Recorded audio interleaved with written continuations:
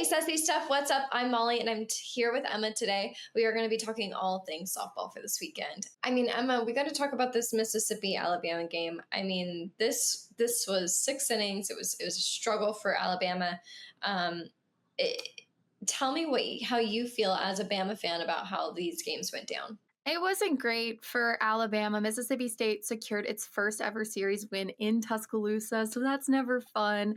Alabama really struggled with the errors. They stranded runners, and there was just pitching inconsistency. So they just didn't play a great game. They run ruled at home, which is a rare occurrence in past seasons. They left 11 runners on base despite 8 hits and 3 walks, and they just failed to capitalize on scoring opportunities. So they just didn't play that great, and Mississippi State really showed up. Yeah, I do want to say, I mean, through their series this weekend, Alabama did win game two, obviously, which is great. They did have that comeback, but then they lost again in game three. This is what's kind of hard about softball is because there's so many games. There's a lot of time for redemption. There's also a lot of time for more mistakes and more errors. For Alabama, maybe it was just sincerely the fact by game three they were tired and they really couldn't bounce back. But I think when you have two teams at this level and there's not there's a way for you to bounce back in game two, but not three really concerns me. It concerns me about their strength to get through each game. So I would like to see more of that in the coming weeks, especially as we get further into SEC play.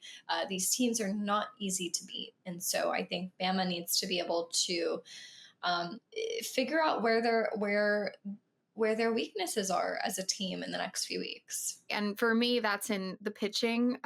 Pitching staff really struggled with command, issuing 16 walks over the weekend. Multiple pitchers failed to contain Mississippi State's offense.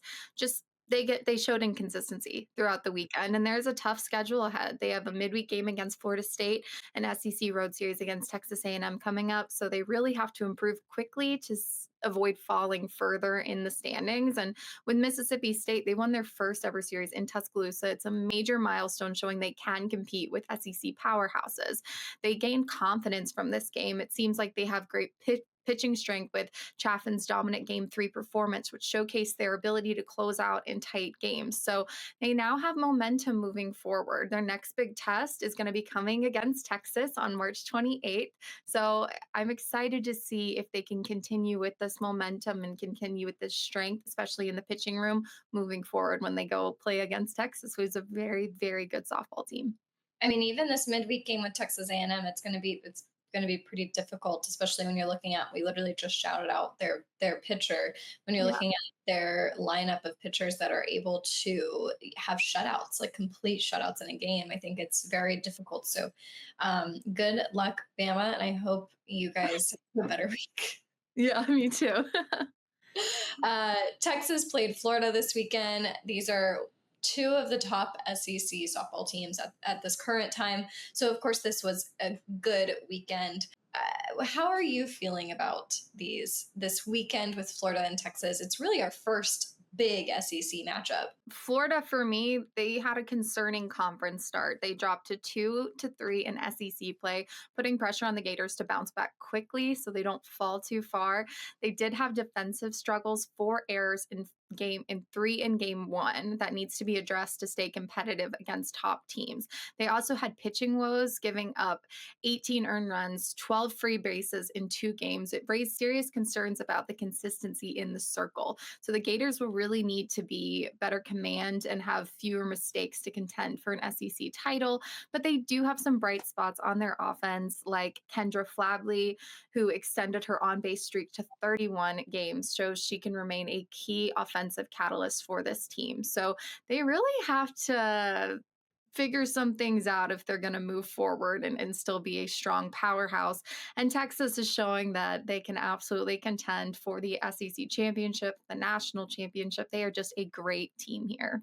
Yeah, I mean, even Coach Mike White from Texas, I mean, he literally calls it mentally draining because it's a lot. I think this is a tough sport. I mean, you've got sometimes two, three, four, and sometimes five games in a weekend.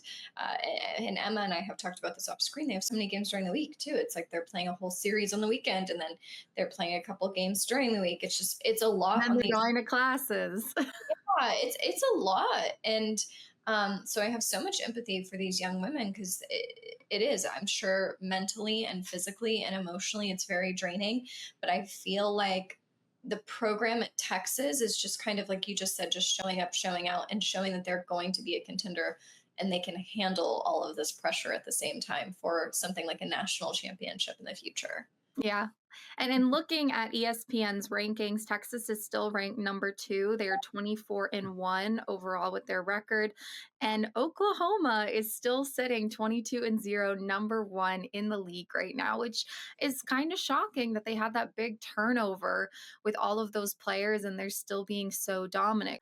So OU still being number 1, getting into the SEC schedule for them, it's amazing how they're able to rally with this basically new team with their transfers, the freshmen, and a couple veterans here. So I'm excited to see what they do moving forward into SEC play, but Texas is still right in it. So we'll see what happens. I mean, I'm very impressed. Like you just said, I think they have such a young team at Oklahoma, and especially coming off of being the number one team for the last 4 years, I think they have a lot to prove, and they're proving it already. I mean, they've showed that this is what it is. But I do think the schedule is going to get tougher throughout the season.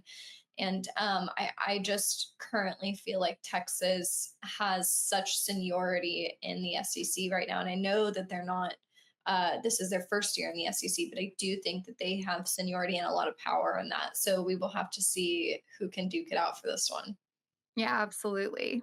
So we're excited to continue, especially with SEC play in full gear now, having all these incredible matchups. Who are you guys excited to watch? I know OU and Texas are kind of the storylines here, along with Florida. But we're excited to see these girls play and make sure to like, comment, and subscribe. And we will see you next week.